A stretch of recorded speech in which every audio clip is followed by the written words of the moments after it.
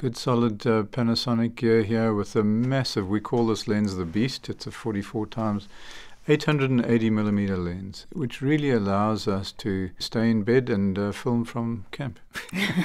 You wish. No, you seriously don't want that. I found that the equipment that we chose on this shoot was very, very reliable. I think that being able to use the Panasonic, this long lens, and the Phantom in combination was ideal for me.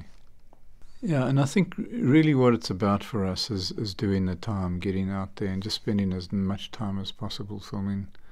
I'm not quite sure what this sequence of shots is doing, just going back and forth, but it does give a sense of the lenses that we use in Beverly, using massive 600 millimeter. Your favorite is that 600, isn't it? It truly is. And then often I put the 1.4 on because that allows us to get great shots like the lightning flash.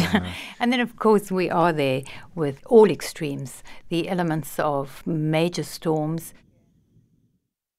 Then we do get that opportunity to retreat to our camp, which is a tented camp, with candlelight, and do all the digital downloads. Beverly does quite a bit of editing there. I can't edit any film stuff there because that requires serious power. But this is, in essence, what we call home, really, this little tent in the middle of the swamp. And often we work way into the night because we've got to charge batteries, we've got to log a lot of the footage and edit. So it is a time where we're preparing for the next day, and that's also preparing all the food. Often we will pre-cook food and then take it out so that we can spend the whole day out there. And ironically, whenever we're doing this, it's sort of, you do a bit of this, but you've always got an ear open for something else, because we live where the lions are and where the buffalo are, and there's always something happening. So we'll hear a leopard kill from the camp and leave all of this and run out very quickly. And we truly have concentrated on the big cats. That's why you'll see in the images here that there are some leopards, and that's when we did Eye of the Leopard with that female Lachydema.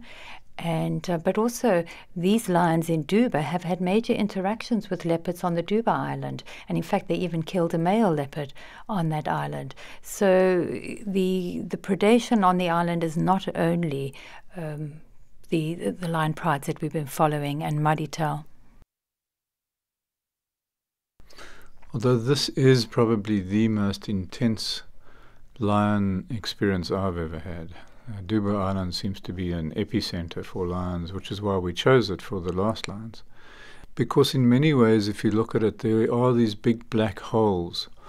Black holes are usually associated with something bad, but in the lion context, and certainly being surrounded by the African nightscape of human fires and lights and cities, the black holes are probably the last hope for these lions. And so we really enjoy these black holes, and as a result, we sort of, I don't know, maybe insignificantly careful about the way we use power and the way we use lights out in the bush, because I think that a single light can be seen for miles and miles and miles.